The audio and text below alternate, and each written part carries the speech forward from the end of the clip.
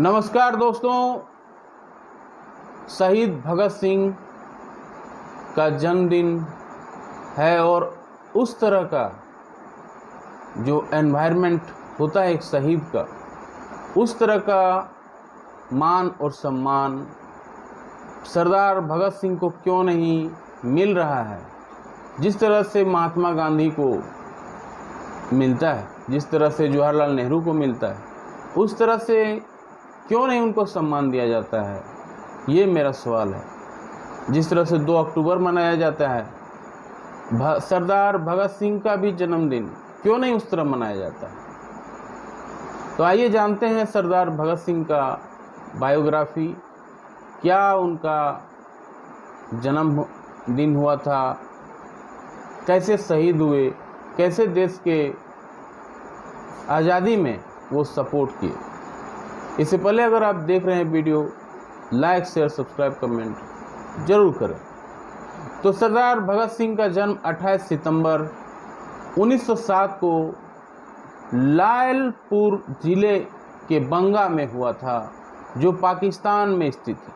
तो पाकिस्तान में भी स्थित है वो। उनके पिता का नाम सरदार किशन सिंह सिंधु था, माता का नाम श्रीमती विद्यावती जी था। यह 10 भाई बहन थे।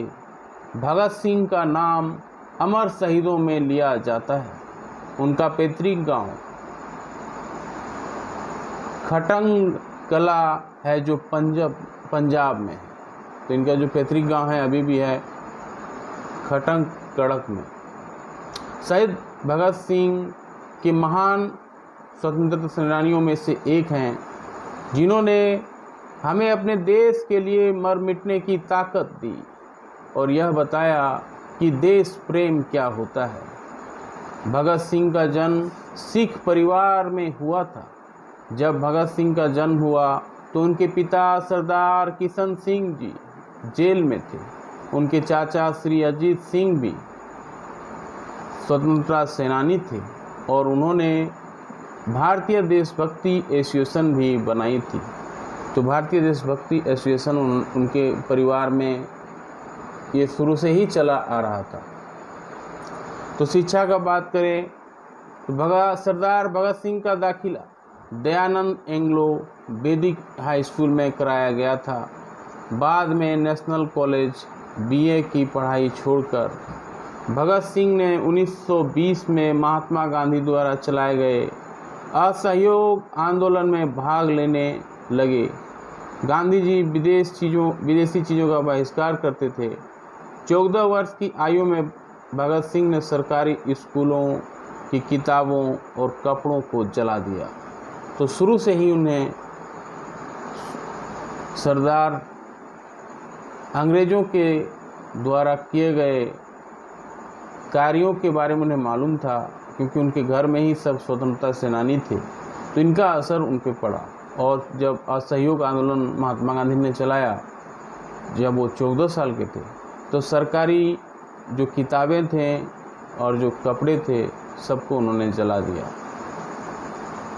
सन 1926 में नौजवान भारत सभा में भगत सिंह को सेक्रेटरी बना दिया गया और इसके बाद सन 1928 में उन्होंने हिंदुस्तान सोशलिस्ट रिपब्लिकन एसोसिएशन को ज्वाइन किया।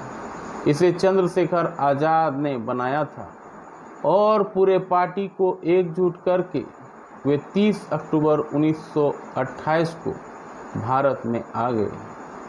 उन्होंने साइमन कमीशन का विरोध किया। उनके साथ लाला लाजपत राय थे। वे साइमन वापस जाओ के नारे लगाते रहे। इस आंदोलन के चलते उन पर लाठी चार्ज किया गया। इसमें लाला लाजपत राय बुरी तरह से जख्मी हो गए और उनकी मृत्यु हो गई। लाला लाजपत राय की मृत्यु होने के कारण देश की आज़ादी के लिए हो रहे आंदोलन और भी तेजी आ गई। लाला लाजपत राय की मृत्यु से भगत सिंह और उनके पार्टी को गहरा झटका लगा। अंग्रेज़ों से बदला लेने की ठान ली और फिर उन्होंने अंग्रेज़ों को मारने का प्लान बनाया। उन्होंने अंग्रेजी पुलिस अधिकारी स्कॉट को मारने का प्लान बनाया लेकिन गलती से उन्होंने असिस्टेंट पुलिस सौंदर्स को मार डाला था। इस कारण अपने आप को बचाने के लिए भगत सिंह लाहौर चले गए। तो वहाँ से लाहौर चले गए वो। भगत सिंह को पकड़ने के लिए अंग्रेजी पुलिस ने चारों तरफ जाल बिछा दिया। इसके चलते भगत सिंह ने अपने आप को बचाने के लिए अपनी दाढ़ी और बाल कटवा लिए ताकि उन्हें कोई पहचान न सके। ऐसा कहा जाता है कि समुदाय को शोभा नहीं देता, लेकिन भगत सिंह को अपने देशभक्ति से आगे कुछ भी नहीं दिख रहा था। डराने के साथ चंद्रशेखर, देव राजदेव और सुखदेव भी मिल चुके थे। उन्होंने बड़ा धमाका करने की ठानी।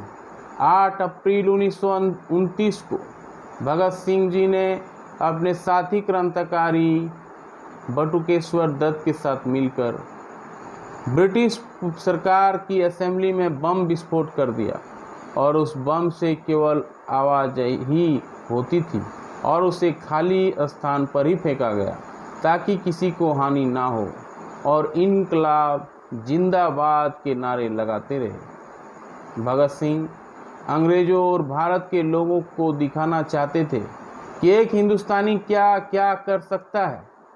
भगत सिंह जी ने अपने आप को शहीद बताया करते थे। उनके देश प्रेम को देखकर यह साबित हुआ कि वे एक क्रांतिकारी थे और उनकी मृत्यु वो मरे नहीं बल्कि अमर शहीद हो जाएंगे। राजगुरु सुखदेव पर मुकदमा चला, उन्होंने फांसी की सज़ा सुनाई गई, लेकिन फिर भी वे तीनों अदालत में इनकलाब जिंदाबाद के नारे लगाते रहे। जेल में भगत सिंह के साथ अन्य भारतीयों के साथ व्यवहार अच्छा नहीं किया जाता था। उसने पूरी यातनाएं सहनी पड़ती थी। इसी दौरान उन्होंने एक किताब भी लिखी, वाई आई एम एथिस्ट। ये 1930 में हुई थी। 24 मार्च 1931 को फांसी दी जानी थी, लेकिन देश के लोगों को उनकी रिहाई के लिए प्रदर्शन शुरू कर दिए थे।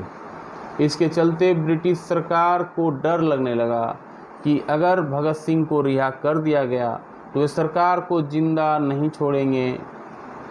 इसके लिए 23 मार्च 1931 की शाम 7:33 पर भगत सिंह और उनके साथियों सुखदेव, राजगुरु को फांसी दे दी गई। जाने से पहले वे लेनिन की जीवनी पढ़ रहे थे।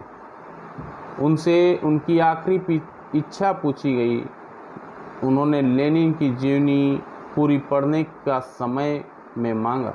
कहा जाता है कि जेल अधिकारियों ने जब यह सूचना दी गई अब उनकी फांसी का वक्त हो गया, तो उन्होंने कहा था, ठहरिए, एक क्रांतिकारी को दूसरे क्रांतिकारी से मिलने तो दो। 1 मिनट के बाद छत की और पुस्तक को उछाल कर बोले, ठीक है, अब चलो। फांसी पर जाते समय तीनों क्रांतिकारी मस्ती में मग्न होकर गीत गुनगुना रहे थे। मेरा रंग दे बसंती चोला, मेरा रंग दे बसंती चोला, माए रंग दे बसंती चोला। तो ये था शहीद भगत सिंह का जीवनी। आपको कैसा लगा? लाइक शेयर सब्सक्राइब कमेंट करके ज़रूर बताएं।